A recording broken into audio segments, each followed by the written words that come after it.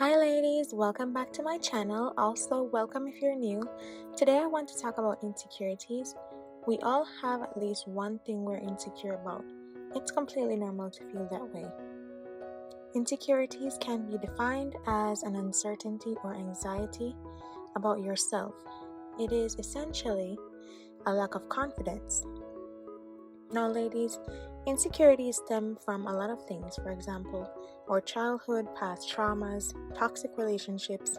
We may have social anxiety, things like these.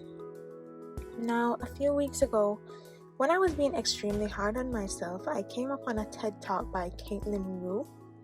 It was about self-love, and this was on the 18th of July. And it was then that I had an epiphany. And I also saw an Instagram post which had the same message attached to it as well. So I'll be sharing 3 things that you should keep in mind, or that I keep in mind whenever I'm feeling insecure.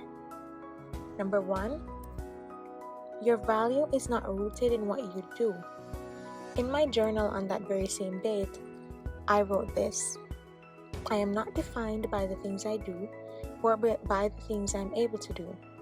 What defines me is who God says I am, and created in His image, fearfully and wonderfully made.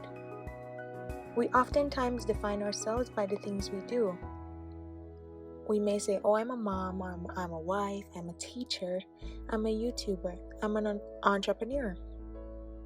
But here is the reason why you shouldn't define your value or yourself simply by your roles.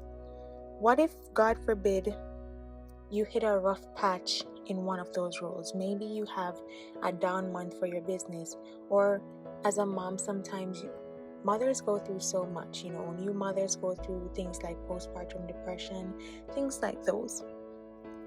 Whenever there's a rough patch associated with the role that you attach your value to, it can leave you feeling like a failure and feeling inadequate. These are not nice feelings at all, and this is exactly why it is important not to define your value or have your value rooted in the things that you do.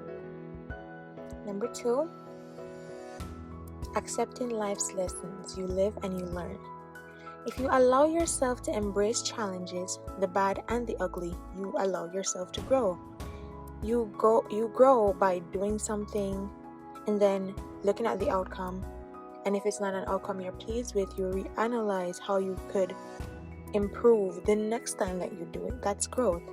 Or sometimes we fail on our first try, and then on the second time we just look back at the areas that we could have improved on, and so we can execute the second time. Failure is not a dead end, ladies. Sometimes it is the only way that God can reroute us. It also builds character. When you embrace it, you become a whole lot wiser, more resilient, courageous, which makes you powerful. Don't be too hard on yourself. And finally, perfection is not an option. Perfection is very subjective. And because it is, I suggest that every day you try to be better than you were the day before. You can try making a list of things you'd personally like to improve in your life. Then approach this list with love and grace. Do not judge yourself by the standards set by the media, your friends, or your family. You are your only competition. By focusing on becoming the best you instead of choosing perfection or chasing perfection, you become content. Thank you for watching, ladies. Don't forget to like, comment, share, and subscribe. And thank you as always for all the support on my videos. I'll see you in the next video. Bye!